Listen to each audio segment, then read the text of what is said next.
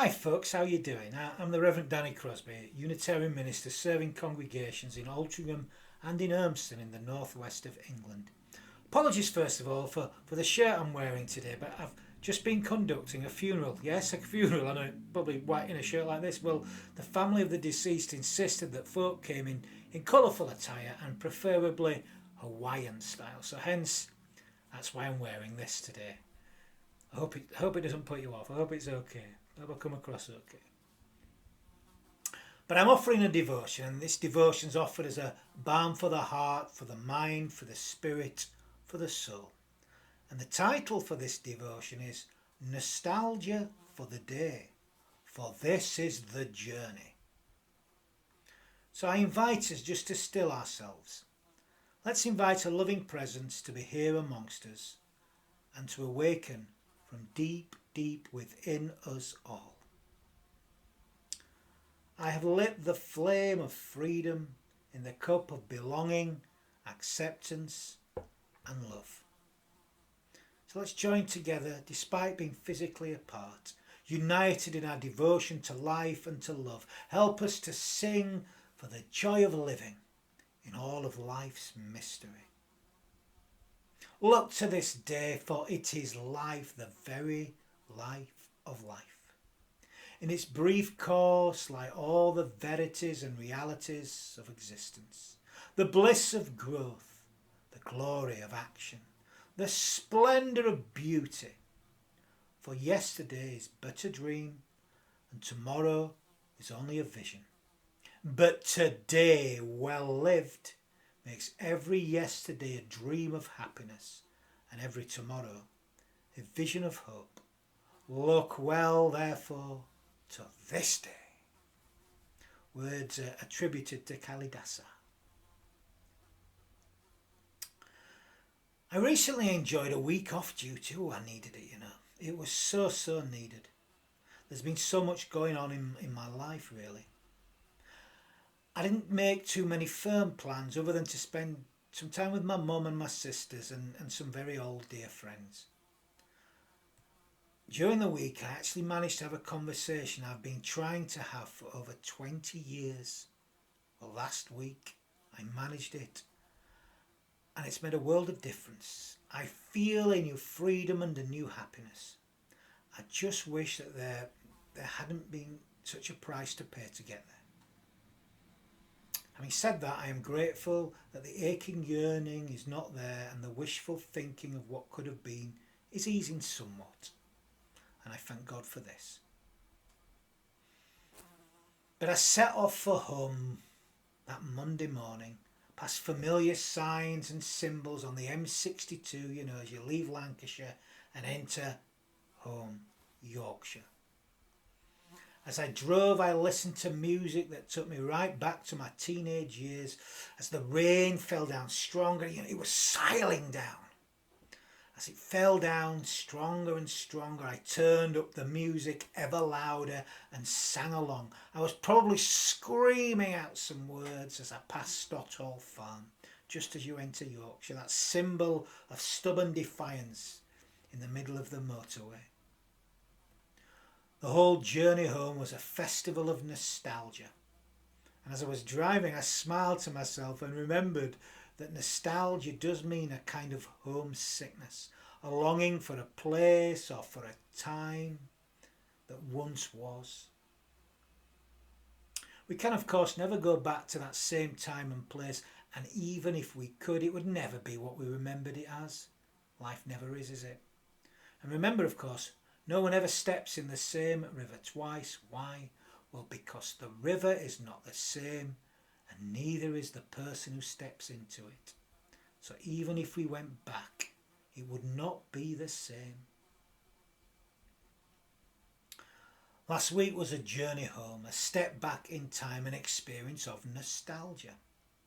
That said, it was an experience of all these things happening in the present day. I had gone home with a sense of sickness, homesickness if you like, but returned, revived and revitalised, prepared to journey on. Nostalgia. Nostalgia is one of those interesting words. Like so many words, it's changed in meaning over time. Originally, it meant severe homesickness considered as a disease. We don't think about it that way, do we these days? It comes from the German Heimweh, which was home plus woe, home sickness. It's rooted in the ancient Greek words algos, meaning pain, grief, distress, and nostos, meaning homecoming. So nostalgia is a painful homecoming. That's how it felt like, really. You know, there's a similar word a similar Welsh word really called, I can't pronounce this, so apologies, any Welsh listeners, hireth, which is a mixture of longing, yearning, nostalgia, wistfulness, or an earnest desire for the Wales of the past. There are Cornish and Breton equivalents, and these are hireth, the Cornish one very similar to the Welsh, and hiraz, or something similar, which is the Breton version. Again, apologies for my pronunciation. It's true though, isn't it? Don't we all yearn for a time long gone at times? Don't we yearn for it at times in our lives? But I do wonder if those times were ever exactly as we imagined them to be. Whether they were as good as we thought they were or as terrible and as bad as we thought they were. The past is never as we remember it, not truly. So the yearning and nostalgia may well be for the past that never was, really. My grandfather always said that there was no such thing as the good old days, you know. No idealised time in the past, that life was much tougher then, much tougher than it is now. I know that he was scarred by the loss of his younger brother at a very young age from appendicitis. I was always told that I was the spitting image of Harry as a child, and that's why he doted over me. I don't know how true that is. Again, that might have been his wistfulness, his nostalgia. But people of his generation were used to the loss of children at a young age, something we've not grown accustomed to in this age. And these last 18 months I've been reflecting on that, particularly with the response in some quarters to medical advancements and people's opposition to it. You see, in the past, so many childhood diseases were eradicated, and sadly in recent years some of them have returned because people have refused the help that's out there, really. Sad when you think about it.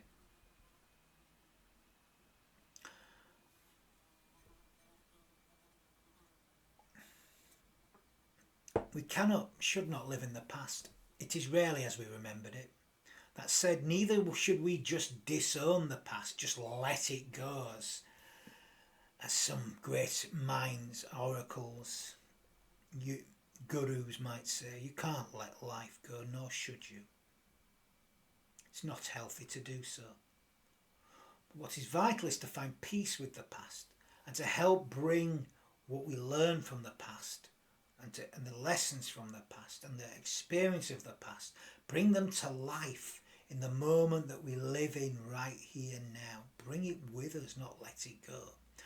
And by doing so, we can create a future in which we can all live a better life. We can build the land where we bind up the broken and where we set the captives free. We can bring the past into the moment. We can learn the lessons from our personal and our universal. Even if it just improves our lives, which of course it doesn't, it improves everyone's. You know, life is never just about ourselves and our personal demands for freedom. You know, I sometimes feel this fetishization of the present moment that the gurus talk about is actually a symptom of a growing self-centeredness that comes up in life, particularly in some modern spiritual ideas. It's kind of this fetishization of the moment, of my experience right now, this obsession with it, really. And just to focus purely on that, there's another danger that comes from that too. If we forget the past, that we We don't learn the lessons from the past, the mistakes we've made as individuals and as societies, really. We need to learn the lessons from the future, but it appears that we don't.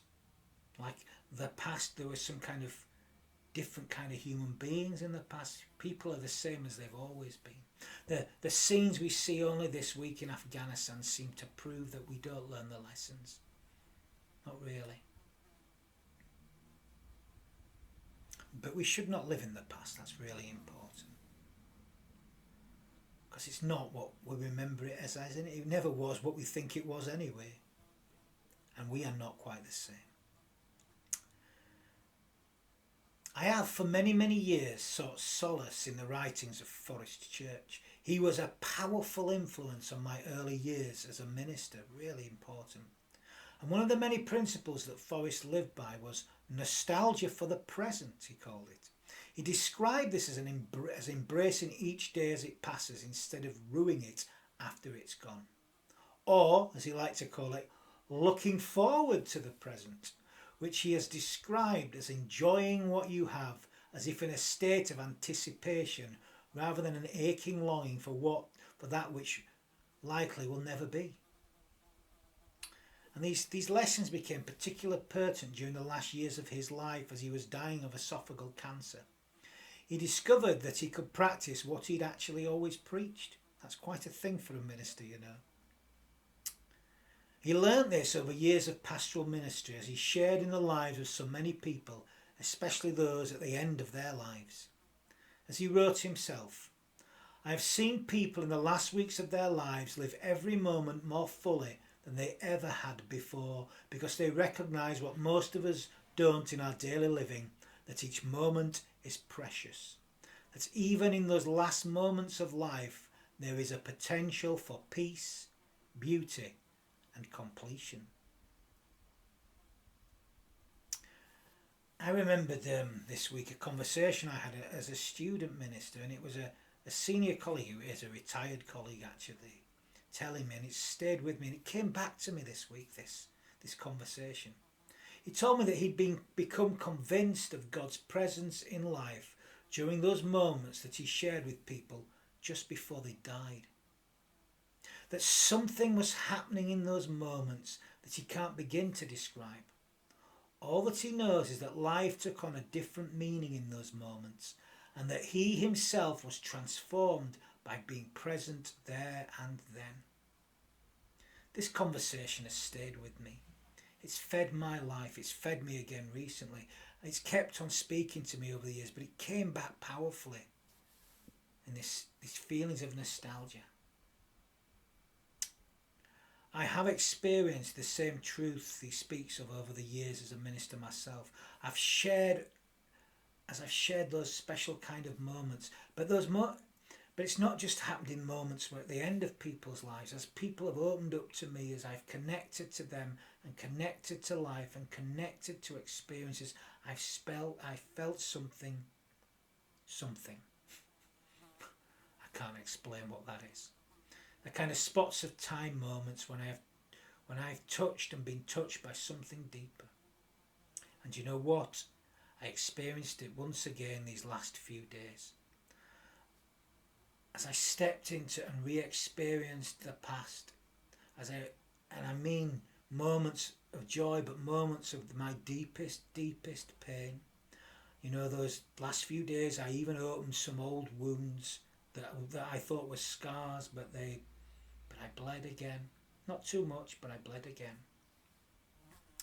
And thank God I did, because as I did, I was better able to connect with my experience of life. I felt fully present as I opened up the past. It brought me alive in the moment. And as a result, I've experienced less fear.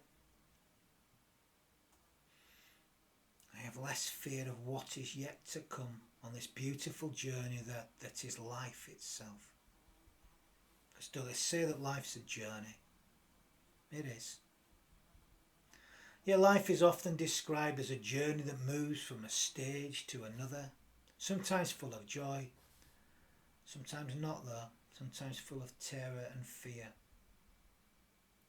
And like the seasons And the weather, gosh, like the weather, life's forever changing. My life has taken me to different stages, and I have journeyed with a rich variety of people. For that I'm eternally grateful. Some of those people have been there from the beginning and they're still there.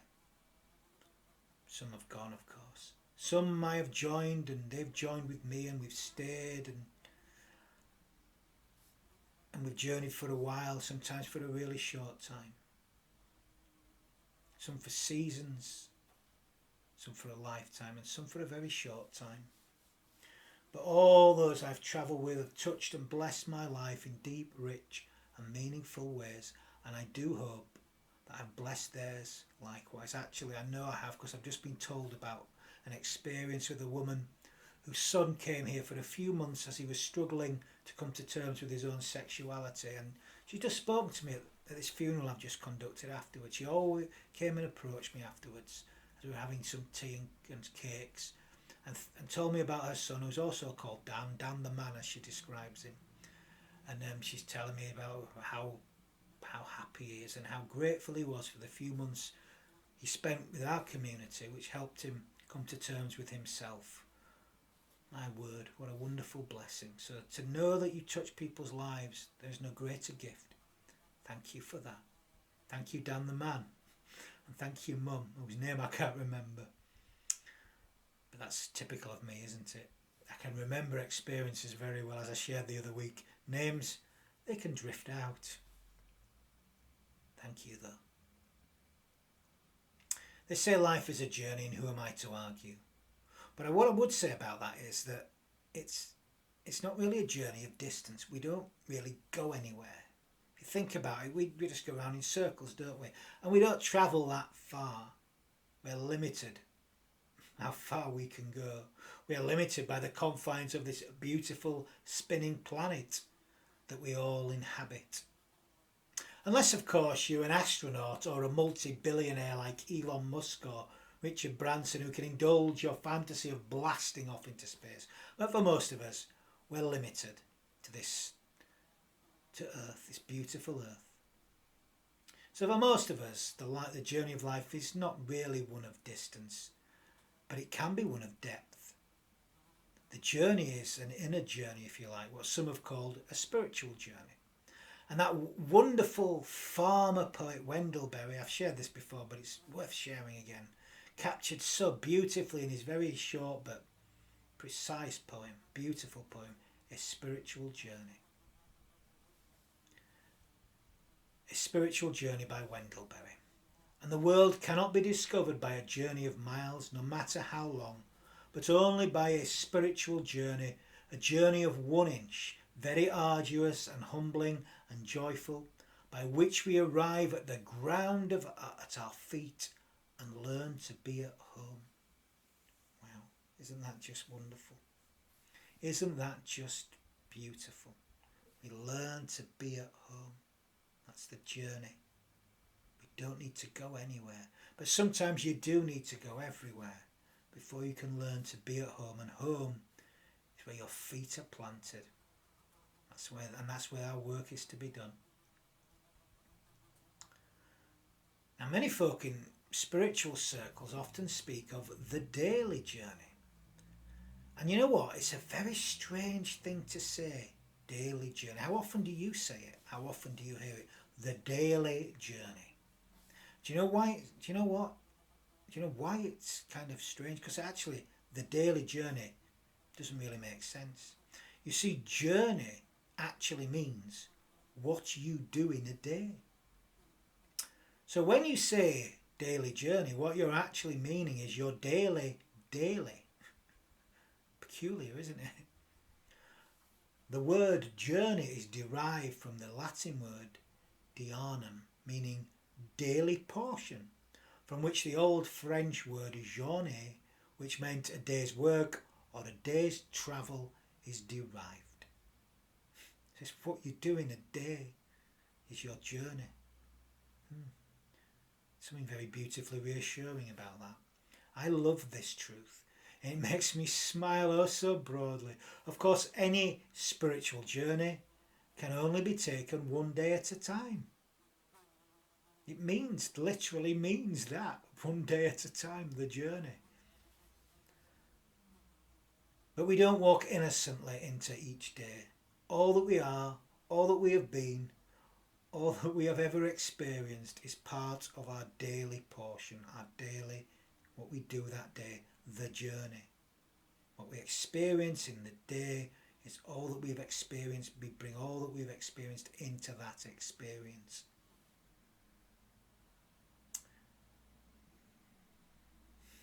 And what we experience that day leads us to an unknown future, but one in which we can travel well if we can learn the lessons, if what we take from the past helps us live in the day, helps us on the journey. We can create a future.